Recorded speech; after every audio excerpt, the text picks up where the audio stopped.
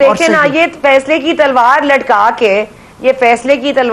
के कंटेम्प्ट से डरा के अगर आप मज़ाकरात करवाएंगे तो फिर मज़ाकरात तो हल ना हुए ना। और मज़ाकरात उन दोनों के दरमियान होते हैं जिनको एक दूसरे की वो माननी है कि दे एग्जिस्ट। यहां तो एग्जिस्टेंस ही क्वेश्चनेबल है ना। ठीक है, हर कोई गेट नंबर 4 से आया है, लेकिन क्या ये कहना गलत ना होगा कि इमरान खान साहब को जिस तरह से फैसिलिटेट किया गया, जिस तरह से मनूवर किया गया पूरे जुडिशियल ग्राउंड्स को, पूरे एस्टैब्लिशमेंट के ग्राउंड्स को, पूरे पार्लियामेंट के ग्राउंड्स को, आपने कोई चीज छोड़ी नहीं है, किसी को चीज को हाथ ना लगाओ, आपने हर चीज उनके मुताबिक सेट की थी for the next 10 years, and now we have to unravel it and it's becoming undone and it's impossible to keep sight of what will follow and I can't predict. लेकिन ये तो कोई हल नहीं है कि आज सुप्रीम कोर्ट कहे कि जी ये फैसला है, उसका कल मुज़ाकरात हो जाए, उसमें बातचीत में आ जाए, तो फिर सुप्रीम कोर्ट का फैसला कहां जाएगा? Hanks in the balance. तो फिर सुप्रीम कोर्ट तो सुप्रीम ना हुई ना, फिर पार्लियामेंट ही सुप्रीम हुई जिसमें से बैठ के मुज़ाकरात किए जाएंगे। सो पहले ये बात मान लें, फिर टेक द फैसला ऑफ द टेबल।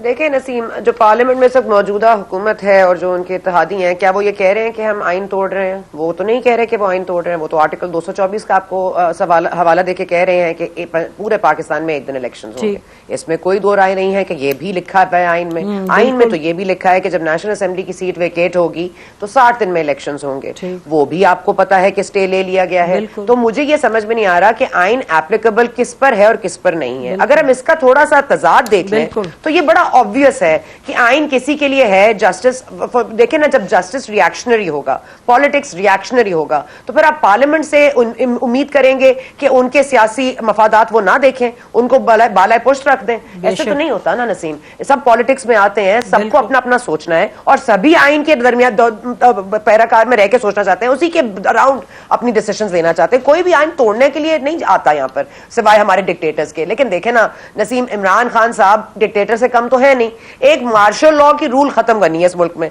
वो अब है बेसिकली, अनफॉर्चुनेटली वो है एक पॉलिटिकल जमात। वो आपको कहते हैं वो पॉलिटिकल जमात है, लेकिन छोड़ दें कि किसको किस टाइम फैसिलिटेट किया गया। हाँ, मैं वही तो कह रही हूँ ना, ये बहुत, and he is played with Pakistan आइन। मुझे बता दें ये कौन करता है असेंबलियां तहलील? अवाम के वोट को उस वक्त इज्जत क्यों नहीं देते जब आप बैठे थे? आप क्यों नहीं हिस्सा बनते? आप अपने बैड टैंट्रम्स के लिए आप निकल के चले जाते हैं, फिर कहते हैं मुझे वापस ले आओ। फिर आप ये भी देखिए, जब टेरियन वाइट का केस आया सामने नसीम, तो उन्होंने जो पोजिशन ली है उसमें वो यही लिया कि आई am not a public office holder. तो जो इंतखाबात हो गए थे, 11 इंतखाबात जिसमें इमरान खान साहब 7 जगह से खड़े हुए थे, उसमें जहां वो जीते थे, उन्होंने उसको कहा मुझे यहां से भी डी नोटिफाई कर दो इलेक्शन कमीशन को। इनकी मर्जी पे चलेगा डी नोटिफिकेशन और इलेक्शन। मतलब ये तजाद तो मैं तो I can't avoid seeing it. अगर आप मुझे कहें कि ये ना देखो और ये सिर्फ देखो, तो मैं तो नहीं देख सकती। नहीं, अगर आप आइन इन वायलेशन देख लें, मुझे बिल्कुल सॉरी सना, बात यह है कि मैंने तो आपको शुरू में कहा ना कि तजाद से भरे हुए मामलात हैं, हर तरफ भरे हुए मामलात हैं। और इस वक्त हमें इमरान खान साहब के ज्यादा नजर आ रहे हैं, बिकॉज हाल ही में हमने देखा है, एज यू आर सेइंग, अभी निकलो असेंबली से, अभी वापस आओ, अभी ये करो, भी वो करो, ये सबको नजर आ रहा है।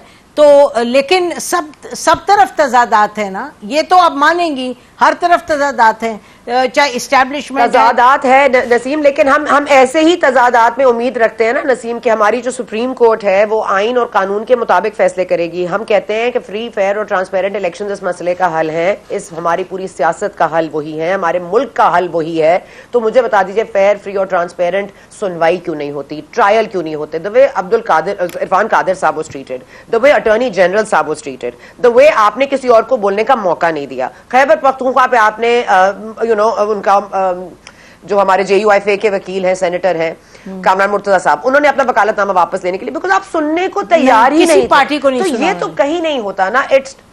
हाँ, तो मैं वही कह रही हूँ कि ये नहीं होता कि आप उनको असद उमर साहब को रोस्टरम पे बुला देंगे। तो मतलब please don't tell me that there is no bias when there is so much bias that it is clearly shocking.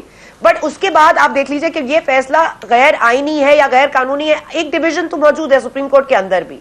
अब उन्होंने हाथापाई की है या कोई अपने आपस में, बहुत सीरियस डिवीजन है कि हम नहीं इसको डिफाई कर सकते। और हुकूमत ने वो फैसला जिस दिन से इंटरप्रेट किया है, उस दिन से वो उस फैसले पर कायम है कि 4-3 का फैसला है। उनकी पोजीशन नहीं वेवर हुई है। यहां पर नए बेंचेस भी बनते हैं, यहां पर जो एक्ट बनने से पहले उसको कबल अज वक्त रोकने की भी फैसले आ जाते हैं।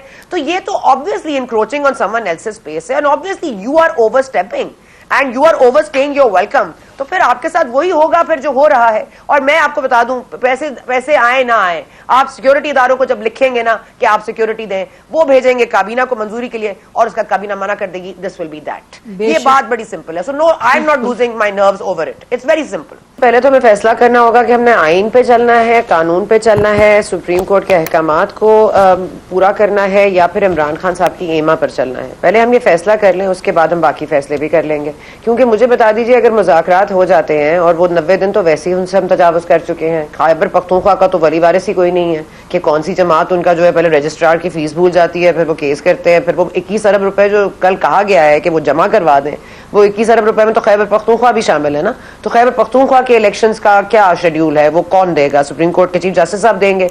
हम इंतजार करें 6-4, 4-6, 4-3, 2-3 का कब फैसला का इंतजार करें। खैबर पख्तूनख्वा मैटर नहीं करता क्योंकि दंगल पंजाब का है।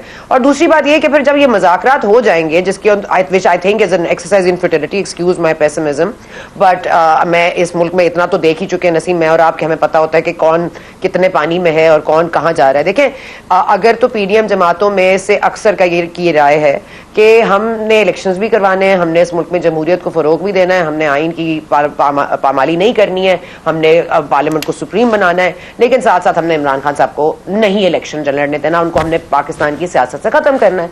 जब बुनियादी बात की ये हो, जिसको कहने में हर किसी को आर है और बड़ा स्ट्रेट है, ये वक्त भी होंगे इलेक्शंस, सब कुछ होगा। मुज़ाकरात में इमरान खान साहब शरीक नहीं होंगे, शहबाज साहब शरीक नहीं होंगे, असद कैसर साहब बार बार मुज़ाकरात की बात कर चुके हैं, लेकिन असद कैसर साहब को खुद जो है वो ज़मान पाक में जाने के लिए 3-3 दिन इंतजार करना पड़ता है। तो ये एक्सरसाइज इन फ्यूटिलिटी है। और दूसरा ये कि मुज़ाकरात के बाद आया कि वो जो कानूनी फैसला है और जो कानून के ऊपर कंटेम्प्ट लगा रहे थे, क्या पीटीआई भी कंटेम्प्ट में आ जाएगी?